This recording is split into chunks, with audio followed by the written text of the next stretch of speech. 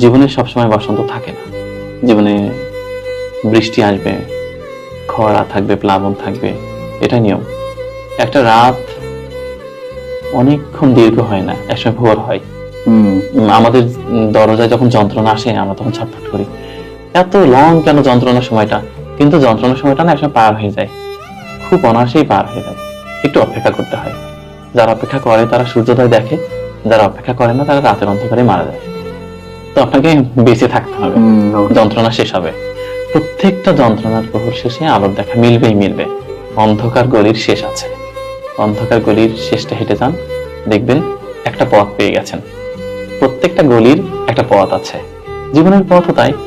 আপনি জীবনে সবসময় বসন্তই চান কেন? জীবনে আপনার অনেক কিছু আসবে, এটাকে মানতে হবে। জীবনে সবসময় বসন্ত থাকে না। জীবনে বৃষ্টি আসবে,